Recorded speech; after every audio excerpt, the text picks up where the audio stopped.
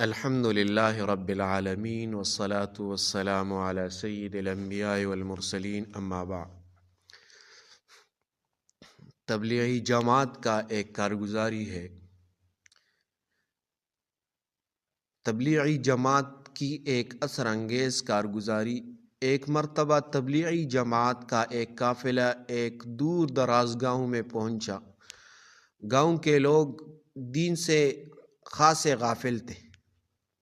نماز شاذ و نادر، مسجد ویران اور دنیا کی مصروفیات غالب تھی۔ قافلے کے ایک بزرگ نے مغرب کے بعد مختصر بیان کیا۔ بیان میں نہ کوئی سخت الفاظ تھے نہ کسی پر تنقید، صرف اللہ کی عظمت، آخرت کی جواب دہی اور رسول اللہ صلی اللہ علیہ وسلم کی سنت کا ذکر تھا۔ بیان کے بعد ایک نوجوان کھڑا ہوا، آنکھوں میں آنسو تھے۔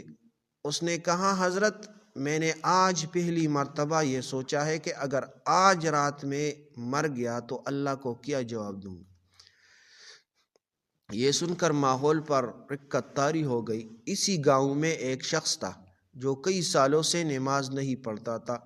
تبلیغی ساتھیوں نے اس سے محبت سے ملاقات کی، اس کے گھر گئے، اس کے مسائل سنے، نہ جھڑکا نہ طعنہ دیا، صرف اتنا کہا، بھائی ہم تمہیں اللہ کے گھر کی طرف بلانے آئے ہیں، کسی کے خلاف نہیں۔ اگلے دن فجر کی اذان ہوئی تو مسجد میں حیرت انگیز منظر تھا۔ وہی شخص پہلی صف میں کھڑا تھا، آنسو بہا رہا تھا۔ نماز کے بعد اس نے کہا، آج مجھے لگا جیسے میں واقعی مسلمان ہوں۔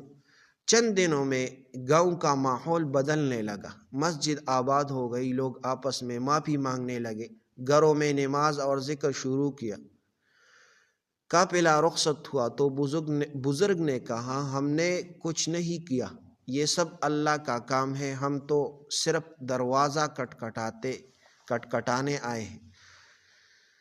اس سے سبق ملا، تبلیغی جماعت دعوت، اصلاح اور محبت کے ذریعے کام کرتی ہے۔